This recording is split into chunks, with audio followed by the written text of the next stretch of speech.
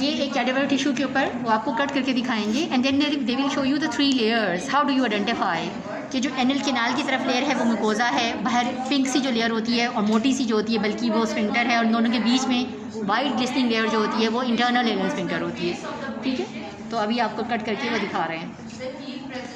Canal किधर है ये, ठीक है ना, इसकी ये जो बॉर्डर वाला है ना ये है म्यूकोजा और ये एक्सटर्नल एनल स्फिंक्टर है, क्योंकि ये बनती है स्मूथ उससे वॉलंटरी मसल्स होते हैं ना, ये स्केलेटल होते हैं। ठीक है, ये जो बल्कि से और पिंक से कलर का होता है ये एक्सटर्नल एनल स्फिंक्टर है, और इसके और इसके बीच में ये जिसको अभी सेपरेट करेगा ये है इंटरनल एनल स्फिंक्टर, जो बड़ी पतली सी है और वाइट ग्लिसनिंग होती है लाइव टिश्यू में, वो है इंटरनल एनल स्फिंक्टर। ठीक है, ताकि ये थोड़ी सी आप लोगों की अंडरस्टैंडिंग हो, क्योंकि नॉर्मल पेशेंट्स में ये बड़ा हमें कन्फ्यूजिंग होता है। आप ये देख रहे हैं 3 लेयर्स बन गई। Now this is mucosa because ये एनल कैनाल की तरफ है, ये म्यूकोजा है, ये चीज़ जो है ये इंटरनल एनल स्फिंक्टर है, और जो उसके ऊपर है that is external anal sphincter. अब हम बिल्कुल एपिजियोटमी की तरह एपेक्स से शुरू करेंगे और सबसे अंदर वाली लेयर, फिर इंटरनल एनल स्फिंक्टर और फिर एक्सटर्नल एनल स्फिंक्टर को क्लोज करेंगे। ठीक है, अच्छा जी, जब हम इंटरनल एनल म्यूकोजा लेंगे तो उसको हमने वाइक्रम 3-0 और उसको हमने सिंपल एंड टू एंड एनास्टोमोस करना है विद इंटरप्टेड सूचर्स और उनकी नॉट्स टूवर्ड्स द कैनाल। ठीक है, अब आप वो देख लें कि वो लगाते किस तरह हैं कि वो टूवर्ड्स द कैनाल आएँ। ठीक है, वो now you can see this. बेटा नज़र नहीं आएगा ना फिर, अगर चेयर तो है, वरना खींच के उधर कर दो। सिंपल एक साइड से आप गए और दूसरी साइड से अंदर आ गए तो अंदर की तरफ नॉट लग जाएगी।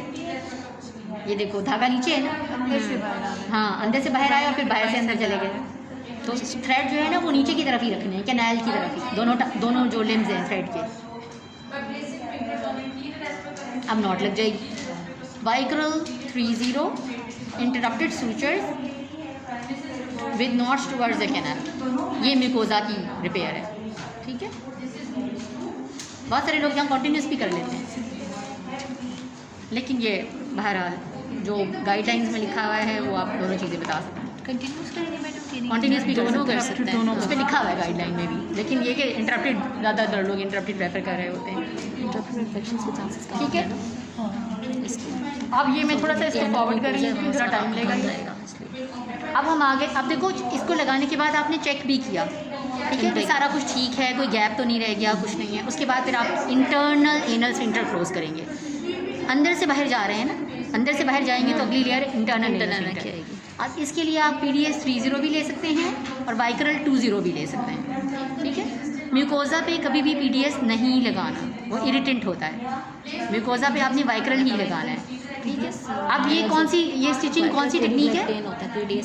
ये जो है ना ये इंटरप्टेड मैट्रेस सूचर है। इंटरप्टेड मैट्रेस जो आप स्किन पे लगाते हो ना मैट्रेस सूचर्स, ये वही मैट्रेस सूचर है। ठीक है, हॉरिजॉन्टल मैट्रेस, वर्टिकल मैट्रेस भी होते हैं, लेकिन हम स्किन पे हॉरिजॉन्टल मैट्रेस लगाते हैं।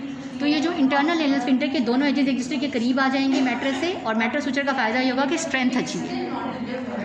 ठीक है, अगर खाली जैसे म्यूकोजा में लगाया था खाली वैसा लगाते तो जब स्टूल पास करते हुए वो टी और ऑफ हो जाता। तो ये ज़रा आपने देखा ना, इसमें स्ट्रेंथ अच्छी आती है।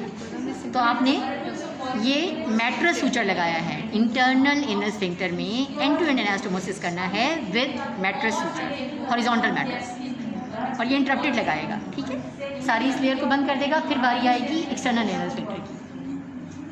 अब आ गई है बारी एक्सटर्नल एनल, अब से 3 लगाए 4 लगाए डिपेंडिंग है कितना लंबा कट है। ठीक है ना, आप एक्सटर्नल एनल स्फिंक्टर में जो है ना आपने मटेरियल वही वाइक्रल 2-0 या PDS 3-0 यूज़ करना है। अब इसमें 2 टेक्निक है, आप एंड टू एंड भी कर सकते हैं जैसे अंदर किया था, या आप ओवरलैप कर सकते हैं। अब एंड टू एंड तो आपने देख लिया है, इसलिए यहाँ पे वो ओवरलैप दिखा रहा है। ओवरलैप करने के लिए एक जो फ्लैप है उसमें वो दूर से निकला है पीछे से, और दूसरे फ्लैप के एज के पास से निकला है, तभी वो वाला जो लंबा वाला फ्लैप है वो उसके ऊपर आ जाएगा। ठीक है, होंगे मैट्रेस ही होंगे, वही वाले मैट्रेस।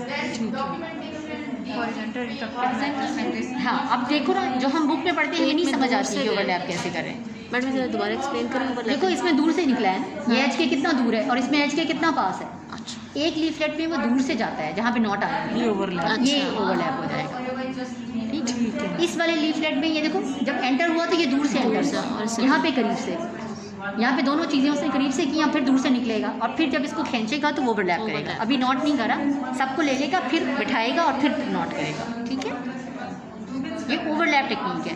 अगर आपको ओवरलैप टेक्निक नहीं करनी तो आप सिंपल एंड टू एंड कर लें, जैसे इंटरनल लेयर में किया था ऐसे यहाँ पे भी एंड टू एंड कर लें, वो भी ठीक है। फीचर मैट्रेस है। ये देखो ये बैठ गया ना इसके ऊपर तीनों। हाँ तीनों इंटरप्टेड है ना, अलग अलग धागे हैं, ठीक है। अब ये इनको नोट करेंगे तीनों को। दोनों चीज़ें की जा सकती हैं according to the RCOG guidelines, both of them they have equal results. आप एंड टू एंड करें, आप ओवरलैप करें, रिजल्ट्स इक्वल हैं। अब इसमें ये एक चीज़ और करेगा जिसे आपने शायद कभी पढ़ा हो बुक्स में, डबल ब्रेस्ट। जो इसका एंड ये उठा हुआ है ना, इसको ये मज़ीद मैट्रेस लगा के बिठा देगा, इसी के एज से ही निकालेगा और ये जो नीचे वाली लेयर थी उसमें से मैट्रेस का हॉरिजॉन्टल लिंक गुजारेगा और यहाँ पे यानी जिस तरह नॉर्मल मैट्रेस लगाते हैं हॉरिजॉन्टल फिर से लगा देगा, यानी एक और लेयर ऑफ मैट्रेस ऊपर लगा रहा है। तो उससे वो डबल नॉट्स आ जाएंगे, जैसे कोट के डबल बटन होते हैं। ये देखिएगा उस नॉट के साथ एक और नॉट आ जाएगी, तो डबल ब्रेस्ट बन जाएगा।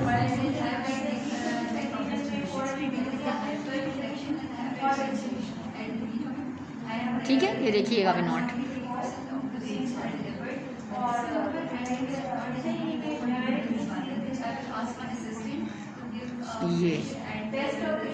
ये देखा, ये दोनों नॉट्स पैरेलल रन करेंगी सारी, फर्दर सपोर्टिंग, फर्दर स्ट्रेंथ के लिए। बड़ी अच्छी वीडियो है ना, फर्स्ट टाइम मुझे समझ आई। हाँ नहीं आती समझ, बुक्स में 1000 मरतबा पढ़ लेते हैं, बस रटा ही मार रहे होते हैं, डबल ब्रेस्ट करना है, उसको ओवरलैप करना है, ये नहीं पता कैसे करना है, क्या करना है और किस तरह और क्योंकि लाइव में देखे भी हुए हैं तो समझ नहीं आती, लाइव में डिस्कस हो रही है। हाँ उस टाइम समझ नहीं आती। और अभी देखा ये दोनों लेयर, बट नॉट्स की 2 लेयर लाइनें लग गई, ये चीज़ डबल ब्रेस्ट कहलाती है, ठीक है। तो अब ये टेक्निक तो खैर पूरी हो गई। अब मैंने आपको सब चीज़ें समझा दी हैं।